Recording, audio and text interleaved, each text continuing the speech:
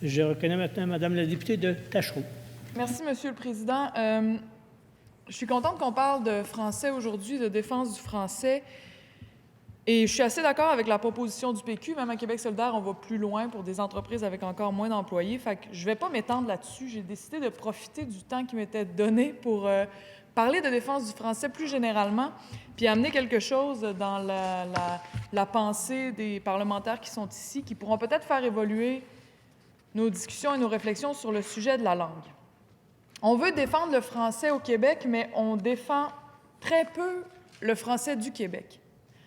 On entend régulièrement des gens, ou on lit régulièrement des gens qui ont des grosses tribunes et qui mettent la honte sur tel ou tel personnage public qui s'est exprimé dans un français trop québécois, ou sur une génération entière, qu'on peut appeler les jeunes, qui ne sauraient ni parler, ni écrire leur langue, et que, oh mon Dieu, c'est tellement désolant à les entendre, à les lire, le nombre d'anglicismes, la façon dont ils écrivent.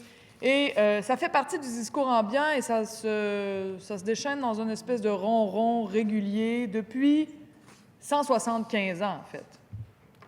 Les curés disaient ça. Il y a Denise Bombardier aujourd'hui qui en parle beaucoup, mais il y a eu à travers toute l'histoire du Québec des gens pour nous rappeler qu'au Québec, on parlait mal. Et qu'au Québec, le monde ordinaire parlait donc bien mal.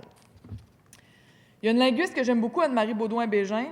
Dans les médias, elle parle souvent. Elle s'appelle l'insolente linguiste, qui remet un peu ce monde-là à leur place, et je vous dirais que ça fait du bien. Elle dit, ça fait 175 ans que les Québécois se font dire qu'ils parlent mal.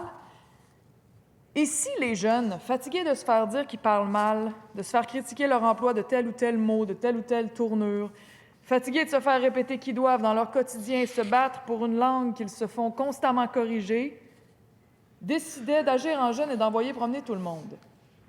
Et s'ils décidaient, je ne sais pas, moi, je prends un exemple au hasard, de se mettre à parler anglais ou franglais ou peu importe comment on appelle ça, bien, on en est là. Et les gens qui condamnent le mauvais français des Québécois condamnent maintenant le franglais des jeunes sans penser qu'ils sont peut-être les artisans de cette situation-là. Si on veut que les jeunes trouvent le français assez attrayant pour qu'ils fassent concurrence à l'anglais à leurs yeux, au lieu de les critiquer, de les condamner, puis de les faire se sentir mal, puis de leur dire, quand tu parles cette langue-là, t'es pas correct, t'es pas bon, t'es pas beau, puis tasse-toi de là, peut-être qu'on devrait recommencer à se réconcilier avec la langue qu'on parle dans plusieurs générations, dans plusieurs milieux, une langue qu'on pourrait appeler la langue québécoise et qui, si oui, ne nous permet peut-être pas, la langue québécoise, de parler aussi facilement à des gens du Bénin ou de Paris, quoique Fred Pellerin se promène, ne change pas sa langue du tout et se fait comprendre par les Français. Quand même, on est assez de locuteurs de ce français-là dans le monde pour dire que notre québécois est une langue à part entière. Il y a plus de gens qui parlent le québécois que de gens qui parlent le norvégien. On a le droit d'en être fiers, on a le droit de dire cette langue-là, on a le droit de citer, puis on va arrêter de se dire qu'on n'est pas bon.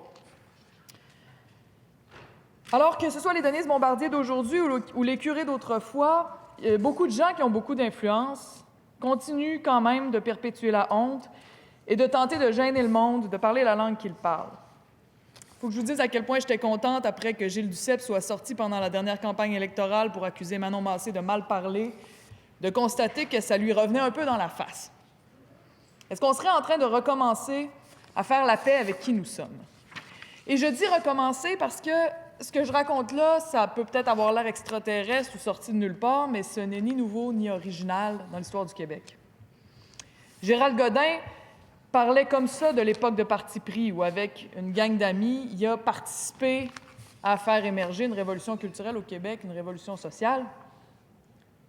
Il dit « Toutefois, la littérature telle que conçue par nous avait un rôle éminent à jouer, non pas pour l'amélioration de la langue, mais pour éclairer la situation réelle, d'une part, les gens du peuple québécois, et deuxièmement, la langue qui parlait.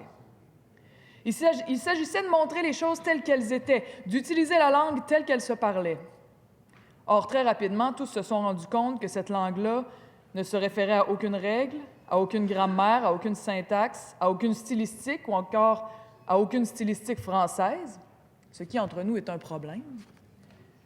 Qu'elle était en quelque sorte un argot, une langue marginale, et pourtant très vivante, dont le français absolu ou le français international s'est nourri en France et se nourrit encore, mais qu'ici, pour certaines raisons qui seraient trop longues de définir, on continue de mépriser on continue de vouloir jeter en prison. Un aspect important de cette attitude moraliste est qu'elle débouche nécessairement sur le paternalisme d'une part, et surtout, ce qui est plus grave pour nous, sur la répression. On parle ici, bien sûr, de répression culturelle. Continue. Donc, écrire cette langue était consciemment ou inconsciemment poser un geste politique. C'était brandir une pancarte, c'était faire du piquetage à la porte du Parlement, c'était rappeler à tous que nous étions humiliés et que bien parler eût été se maquiller. Or, des gens se sont trouvés qui ont voulu sauver la langue sans vouloir sauver les gens qui la parlaient. Ils ont voulu sauver la langue telle qu'elle, toute seule. C'était bien mal connaître ce qu'est la vie même d'une langue. Si le Québec est sauvé, la langue sera sauvée, et non pas le contraire. Et d'autres grands artistes ont aussi participé à cette libération. Michel Tremblay écrivait « Pourquoi Saint-Exupéry avait-il le droit de contourner les règles si strictes de la langue française et pas moi? J'avais envie, moi aussi, de tout revirer à l'envers, j'avais envie de brasser la cage, de trouver une façon qui deviendrait la mienne de détourner, tout en les utilisant, les lois qu'on m'inculquait depuis 10 ans, et dont je respectais l'utilité sans toutefois avoir envie de les appliquer à la lettre dans un incessant ronron de phrases bien faites mais plates comme un dimanche après-midi pluvieux. » Et il y a Jacques-Olivier Grandjouan qui écrit « Pour garder une langue pure, il n'y a qu'un seul moyen, la tuer et l'empailler.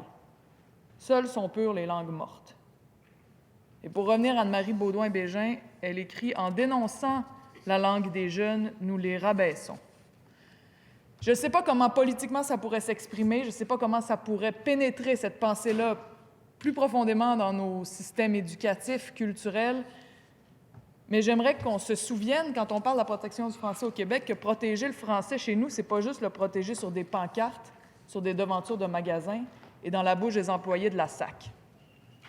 Ce n'est pas juste le protéger dans la bouche des immigrants non plus. Protéger le français au Québec, c'est protéger avant tout le lien d'amitié, le lien d'amour, le lien d'attachement que les Québécois entretiennent avec leur langue. Si constamment on tape sur ce lien-là en mettant entre les Québécois et leur langue une honte, entre les jeunes et leur langue, une envie de la laisser de côté puis d'aller vers quelque chose, vers une langue où ils ne se feront pas critiquer, on se tire dans le pied. Alors, comment est-ce que ça peut s'exprimer politiquement? Ça serait à réfléchir ensemble, mais je pense que ça serait à réfléchir et je pense qu'on est rendu à une époque où il est grand temps qu'on le fasse. Sinon, cette langue-là, l'amour que nous, on lui porte, il ne sera plus là dans 25 ans. Et s'il n'y a plus d'amour pour la langue française au Québec, je ne donne pas cher du français. Merci. Merci, Madame la députée.